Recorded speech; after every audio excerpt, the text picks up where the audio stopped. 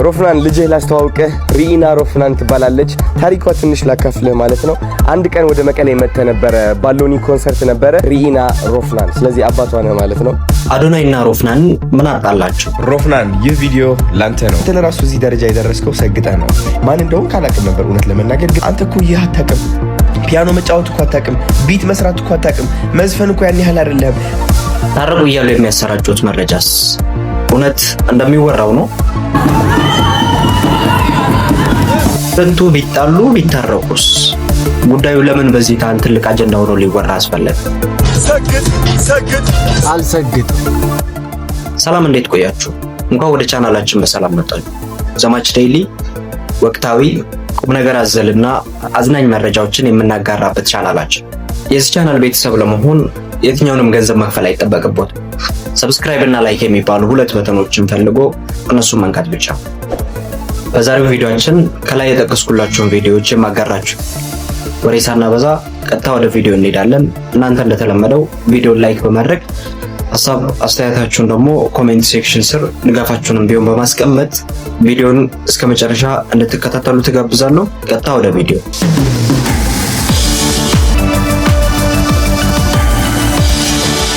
ሮፍናንና ስለ አዶናይ ማለትም ስለ ሁለቱ አካላት ስናወራ አንድ በጣም የሚያመሳሰላቸው ነገር አላቸው።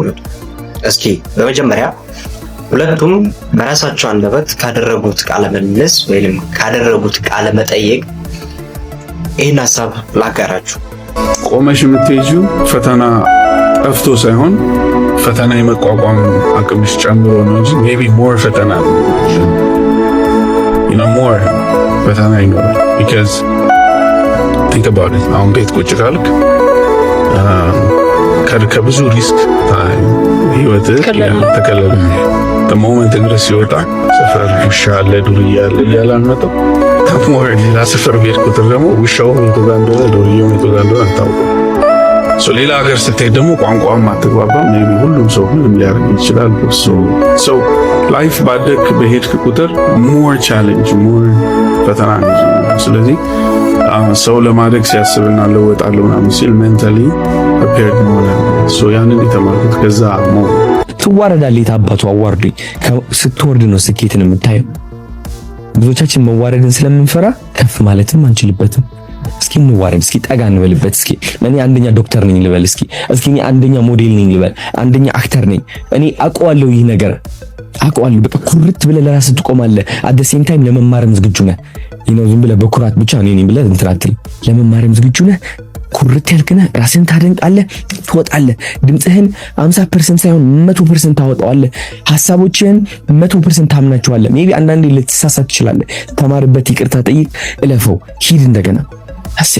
የሁለቱ ሐሳቦች ኦልሞስት በጣም ተመሳሳይ ነው ማለት እንችላለን። ሮፍናን አዳምጦት እስቲ በሚያደርጋቸው ቃለ መጠይቆች እያንዳንዱ ብንሰማቸው የሆነ ኢንስፓይሬሽናል ናቸው። ሞቲቬት የሚያደርጉ ወጣቱን የሚያበረታቱ እንደዛ አይነት ሐሳቦች ናቸው። የአዶናይን ኮንተንት ደግሞ ከረንትሊ እናውቃለን። በብዛት ቲክቶክ ላይ በሞስት ፎሎውድ የሆነ ሰው ነው። በጣም ተጽዕኖ ፈጣሪ ቲክቶክ ነው በኢትዮጵያ ውስጥ ማለት ነው። ኢንስፓይሬሽናል የሆኑ ሞቲቬሽናል የሆኑ ሐሳቦችን ነው ለወጣቱ የሚያቀርበው እና ሐሳባቸው ኦልሞስት በጣም ተመሳሳይ ነው ማለት እንችላለን። ያንን ላስረዳችሁ ስለፈለኩኝ ነው ይሄንን ቪዲዮ ማምጣት የፈለኩበት ማለት ነው። ታዲያ በዚህ ደረጃ ተመሳሳይ ሐሳብ ያላቸው ሰዎች ምን አይነት ግንኙነት ቢኖራቸው ነው ሊያጋጫቸው የቻለው? ምንድነው ሊያጋጫቸው የቻለው? እስኪ ይሄን ቪዲዮ ሮፍናን ልጅ ላስተዋውቅህ ሪኢና ሮፍናን ትባላለች። ታሪኳ ትንሽ ላካፍልህ ማለት ነው። አንድ ቀን ወደ መቀሌ መጥተ ነበረ። ባሎኒ ኮንሰርት ነበረ። የዛኔ ኮንሰርት በነበረ ጊዜ ማለት ነው በር ላይ ተጥላ ነበር የተገኘችው ማለት ነው። ከዛ ማን ብለው ሰየሟት? ሪኢና ሮፍናን። ስለዚህ አባቷ ነው ማለት ነው። እንግዲህ እንደምታያት በጣም ነው የምታምረው፣ ቆንጅዬ ነች። 4ኛ ወሯ ነው አይደለ? ከተወለደች ወደ 5ኛ ወሯ እያለፈች ነው ያለችው። በጣም ነው የምታምረው። እዚህ መቀሌ ነው ያለችው። መተ ብታያቸው በጣም ደስ ይለኛል። ልክ እንደምታያቸው እነዚህ ህፃን ልጆች ማለት ነው ድጋፍ የሚፈልጉ ልጆች ናቸው እና እሷ ነች እንግዲህ እነሱን እየደገፈች የምትገኘው እና ጋይስ መታችሁ በየአቅማችሁ ብታግዙ በጣም ደስ ይለኛል ማለት ነው። እንደዚህ የሚያማምሩ ትናንሽ ህፃን ልጆች አሉ እንግዲህ እንደ ሪኢና ሮፍናን ማለት ነው። አንተን አትረሳም እሷ ስታድግ በእርግጠኝነት። ቻው በይወድሃለሁ በይሮፉ ይሄ ነው እንግዲህ ሁለቱም መካከል ያለው ሪሌሽንሺፕ የተለየ ሪሌሽንሺፕ ሳይሆን ዳማጭና የዘፋኝ አይነት ሪሌሽንሺፕ ነው። ሮፍናን በጣም ፌመስ ነው። ህፃኗ ተገኝታ በሆነ በጎ አድራጊዎች እያደገች ነው እና የሚረዳት ሰው ስለተፈለገ አሁን ላይም ከረንትሊ አዶናይ እየሰራ ያለው ነገር ምንድነው? በጎ አድራጎት ስራ ላይ ነው እየተሳተፈ ያለው እና በጣም እሱ ታዋቂ ስለሆነ ሮፍናን ታዋቂ ስለሆነ እንዲረዳት ነው እዛ ጋር ጥሪ ያቀረበለት። ሁለቱ ያላቸው ሪሌሽንሺፕ ከዚህ ቪዲዮ ምንድነው የምንረዳው ነገር የተለየ አይነት የጓደኝነት ሪሌሽንሺፕ አይደለም ያላቸው። ኦኬ ግልጽ መሆን ያለበት ነገር ቢኖር ማለት ነው የተለየ ጓደኝነት ሪሌሽንሺፕ ሳይሆን የዘፋኝና የአድማጭ ልክ እንደዛው አዶናይ ሮፍናን በሚያዘጋጃቸው ኮንሰርቶች ላይ ይሳተፋል። አድናቂ ነው። ዘፈኖቹን ያዳምጣል፣ ዘፈኖቹን ይወዳቸዋል። ያን ታህል ነው። ታዲያ እንደዚህ እሱ የሱ አድናቂ ከሆነ ሁለቱም ምን ሊያጣላቸው ቻለ ብለን ስንጠይቅ ደግሞ በመካከላቸው ይሄንን ልጅ እናገኛለን። ሊያጣላቸው የቻለው ማለት ነው። ሰግጥ አልሰግጥም፣ አልደድብም። ታዋቂነትን በማሳደድ አዋቂነት ላይ ተስፋ እንድንቆርጥ እየተደረገ ዓለም በታዋቂዎች ብቻና አዋቂዎችን ረስታ ታዋቂዎችን እያጨበጨበች ብትኖር ኖሮ ድሮም ማለት ነው እዚህ ጋር ደርሰን እኛ በምንጠቀማቸው ቴክኖሎጂዎች ሰግጥ ደድብ መባባልም አንችልም። ምን ዳገት ላይ ቆመ ነበር የምንጮኸው። ምድረው ቴክኖሎጂ በታዋቂ ሰዎች የተሰራ መሰለ እንደ ቴክኖሎጂ በአዋቂዎች ነው። ዓለም ወደፊት የሄደችው በታዋቂዎች ሳይሆን በአዋቂዎች ነው። ባለንበት ተገትረን ነው የምንቀር። ሰግጥ ባጭሩ ያጣላቸው ነገር የዚህ ልጅ ሀሳብ ነው። ይሄ ልጅ እንደዚህ አይነት ቪዲዮ ሰርቶ ቲክቶክ ላይ ፖስት አደረገ። ከዛም ሮፍናን ይሄን ቪዲዮ ሪፖስት አደረገው። ሮፍናን በጣም ታዋቂ ሰው ነው፣ ፌመስ ሰው ነው። አዶናይ ለዚህ ልጅ መልስ አልሰጠም፣ ምንም አላለው። ነገር ግን ሮፍናን በጣም ተጽዕኖ ፈጣሪ ነው። እሱ ደግሞ ያንን ቪዲዮ ሪፖስት ሲያደርገው የሆነ ተጽዕኖ የሆነች ነገር አለች፣ ጫና አለች። ምክንያቱም አዶናይም ተጽዕኖ ፈጣሪ ነው፣ ሮፍናንን በጣም ተሰሚነት አለው። ልጁ ፖስት ቢያደርግም ምንም አያመጣም። ሮፍናን ግን ያንን ሪፖስት ሲያደርግ ደግሞ የሆነች ተጽዕኖ አለች ማለት ነው። ሮፍናን ያለው ተሰሚነትና ይሄኛው ልጅ ያለው ተሰሚነት የተለያየ ስለሆነ ማለት ነው። ሮፍናን ይህ ቪዲዮ ላንተ ነው። ቢካዝ ሪፖስት ያደረግከው ቪዲዮ አይቼዋለሁ፣ የሆነ ሰው ልኮልኛል። እኔ ደግሞ በጣም ነው የምወድ፣ በጣም ማደንቀስ ሰው የሐሳብ ላካፍል ፈለኩኝ ማለት ነው። የሆነ ልጅ ስለመሰገጥና አዋቂነት ፖስት ያለው ነገር አለ። አልሰግጥም ምናምን እያለ ማለት ነው፣ አዋቂነትን እያደነቀ። ኦፍ ኮርስ አዋቂ መሆን ማንንም አልጎዳም። ግን ችግሩ ምንድነው መሰለክ ሮፊ፣ አንተ ለራሱ እዚህ ደረጃ የደረስከው ሰግጠህ ነው። ቢካዝ ልንገርህ፣ መጀመሪያ አስታውሳለሁ አንተ ሙዚቃ ስትጀምር አሁን ያለህበት ደረጃ ከመድረስህ በፊት አስታውሳለሁ ከ8-9 ዓመት በፊት ጂም ስፖርት እየሰራው አንተን እሰማህ ነበረ። ማን እንደሆነ ካላቅም ነበር እውነት ለመናገር ግን እሰማህና ወድህ ነበረ። አሁን የምልህ ነገር ምንድነው፣ አንተ የዛኔ አዋቂ የነበርከው የድሮ ህይወትህን ነው። which is ሮፍናን አልነበረም የዛኔ። ሮፍናን ታሪኩ ነበር፣ የድሮ ታሪኩ ነበር። ሮፍናን የዛኔ ሮፍናን ይህ አሁን ያለው ሮፍናን አልነበረም። ስለዚህ አንተ የነበረህ ዕውቀት ስላለፈው ታሪክህ ብቻ ነበረ። ግን የሆነ የአእምሮ አካል ውስጥ ማለት ነው ሮፍናን እዚህ ደረጃ መድረስ ይችላል ብሎ አመነ። ገባ?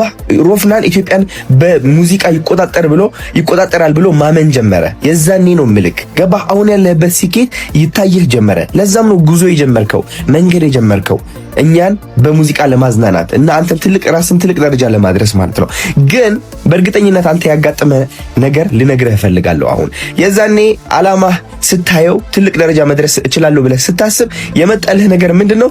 አንተ እኮ ይህ አታውቅም፣ ፒያኖ መጫወት እኮ አታውቅም፣ ቢት መስራት እኮ አታውቅም፣ መዝፈን እኮ ያን ያህል አይደለም ምናምን የሚሉ በጣም ብዙ ኔጌቲቭ የሆኑ አሉታዊ የሆኑ ሐሳቦች ነበሩ። እሱ ብቻ አይደለም፣ አንተ እኮ ከዚህ ሰፈር እኮ ነው የመጣኸው፣ አስተዳደግህ እኮ እንደዚህ እኮ ነው፣ ቤተሰብ ምናምን እያለ አንተን ሊያወዳድቅ የሚሞክር የአእምሮ አካል አለ።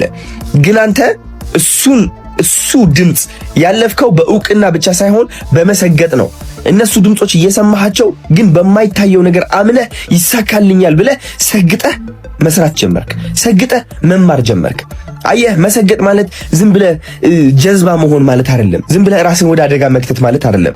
እነዛ መጥፎ ሐሳቦችን አለመስማት ነው። እየተናገሩ እያሉ እንዳልሰማ አስመስለህ ወደ ዓላማህን መጓዝ ነው። መደደብስ ምንድን ነው? ድድብ በሉ ያልኩት እኔ ለነዛ መጥፎ ድምጾች ነው። እነዛ መጥፎ ድምጾች አውቀው ሊሸውዱ ይሞክራሉ። በቂ እንዳልሆንክ፣ እንደማትጠቅም፣ ከሰው በታች እንደሆንክ፣ ትልቅ ደረጃ መድረስ እንደማትችል እየተናገሩ ሊያሳንሱ ይሞክራሉ። ድድብ የምትለው ደግሞ በነዛ መጥፎ ድምጾች ነው። አንዳንዶቻችን የአንድ ሰው ታሪክ ሳንሰማ ሳንረዳው ምን እንሆናለን? የራሳችን አስተሳሰብ ያሸንፈናል። ስለዚህ ሮፊ ላስረዳ ብዬ ነው ቢካዝ በጣም ስለምወድና ስለማከብረህ ኤክስፕሌን ላርግልህ ብዬ ነው። እወድሃለሁ። ነፃነት ካንተ ጋር ዘፈን ብትሰራ በጣም ደስ ይለኛል። ቻው። ይሄ ነበር በመካከላቸው የተፈጠረው ነገር። ሚዲያ ላይ በሚያወሩት ደረጃ ሳይሆን የሀሳብ መጋጨት ነው። ሌላ ሰውም በእርግጠኝነት ሌሎችም ታዋቂ ሰዎች ይኖራሉ። ትክክል ዶክተሮችም ፕሮፌሰሮችም ሰምተናል ባለፈው እንዴት እንደዚህ ይላል ብሎ ሲታቹ። ነገር ግን ሀሳቡን ዲፕሊ ካለመረዳት ይመስለኛል እሱ አሁን ባለበት መንገድ ከሆነ መሰገድ መጥፎ ነገር ነው ብዬ አላስብም። እና ሶሻል ሚዲያ ላይ በሚሰራጨው ደረጃ ሳይሆን የሁለቱ ግጭት ይሄው ነው። በቃ ሮፍናን ሪፖስት አደረገው ያንን ቪዲዮ፣ አዶናይ ምላሽ ሰጠ።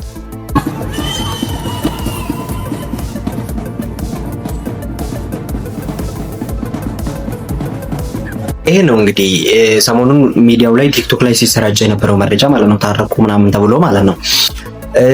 መጀመሪያም የተጋጩት እንደነገርኳችሁ ሁላ ያን ታል አይደለም ያሳ ነው። አሁንም ግን ያው የተለየ የወጣ ነገር እኮ የለም። ታርቀናል ምናምን የተባለ ነገር የለም። ያን ታል ሲተቃቀፉ ስላዩ አብሮ ሲያወሩ ስላዩ ምናምን በቃ ታረቁ ማለት ነው ምናምን ተብሎ እንትን የተባለው ሚዲያ ላይ እንደዚህ ሊሰራጭ ይችላል ማለት ነው። ሁለቱ ታርቀናል ምናምን ብለው ያወጡት ነገር የለም። እንደዛ ብለውም ደግሞ ሊያወጡ የሚችሉት እንደዛ ብለውም ደግሞ ሊናገሩ የሚችሉት መጀመሪያ የተጣሉበት አጀንዳ ቢኖር ነበር። መጀመሪያ ተጣልተዋል ቢባል ነበር ያንታል ማለት ነው። ያ በሐሳብ አለመስማማት ያንታል ነው እንጂ ያንታል ግጭት አይደለም። ያ በመጨረሻው ስንመጣ ሁለቱ እሺ እንደፈለገ ይሁን፣ አጀንዳቸው ለምን በዚህ እንታል ትልቅ አጀንዳ ሆኖ ሊወራ ይችላል? ለምን በሶሻል ሚዲያ ውስጥ ይሄን ታል ትኩረት ሳበ፣ የብዙዎችን ትኩረት ለምን ሳበ የሚለው ነገር ጋር ስንመጣ አንድ ምሳሌ እንውሰድ። ለምሳሌ ሁለት ጎረቤቶች በሰፈር ውስጥ ቢጣሉ ቢጋጩ ሁለቱ በሀገር ደረጃ ስለነሱ በምንም ታምር ሊወራ አይችልም። ኢቭን ቢጋጩ አይደለም ቢጣሉና ቢጋደሉ ራሱ ማንም በሀገር ደረጃ በሚዲያ በምናምን ሊያወራ አይችልም። ምናልባት እነዛ ሰዎች ታዋቂ ካልሆኑ በስተቀር ማለት ነው። የአዶናይ እና የሮፍናንም ጉዳይ ልክ እንደዚሁ ኢንፍሉዌንሻል ስለሆኑ አዶናይ ከረንትሊ የወጣቱን ልብ አግኝቶታል። ዳት ሚንስ ወጣቱ ላይ በጣም ተጽዕኖ ፈጣሪ ከሚባሉ ሰዎች መካከል አንዱ ነው። በጣም ተሰሚ ከሆኑ ሰዎች መካከል አንዱ ነው። ሮፍናንም እንደዛው የወጣቱን ልብ በደንብ አድርጎ አግኝቶታል፣ በዘፈኑ ማለት ነው። በሙያ ከረንትሊ ወጣቱ የሚወደውን ዘፈን ነው በብዛት የሚሰራው ሮፍናን ማለት ነው። ሮፍናንም የወጣቱን ልብ አግኝቶታል፣ አዶናይም እንደዛው ማለት ነው። በዚህ ምክንያት ሁለቱም ተጽዕኖ ፈጣሪ ስለሆኑ የሁለቱ ጉዳዮች ከሮ ሊወራጫል እንጂ እንደነገርኳችሁ መጀመሪያ ላይ ሰፈር ውስጥ የሆነ ሰው ቢጣላ የቀበሌ ምናምን ቢጣላ ማንም ሰው ስለነሱ አንስቶ ራሱ ዲስከስ የሚያደርግ ሰው አይኖርም። ከተጽዕኖ አንፃር ነው ማለት ነው። ኤኒዌይስ የዛሬው ቪዲዮአችን ይህንን ይመስል ነበረ። በዛሬው ቪዲዮአችን ላይ ያላችሁን ሀሳብ አስተያየታችሁን ኮሜንት ሴክሽን ስር ማስቀመጡን እንዳትዘነጉ። ቪዲዮአችንን ደግሞ ለማበረታታት ላይክ ማድረጉን ቀጥሉበት። በሚቀጥለው ቪዲዮ እስከምንገናኝ ድረስ መልካም ቆይታ ተመኘው። ፒስ አውት።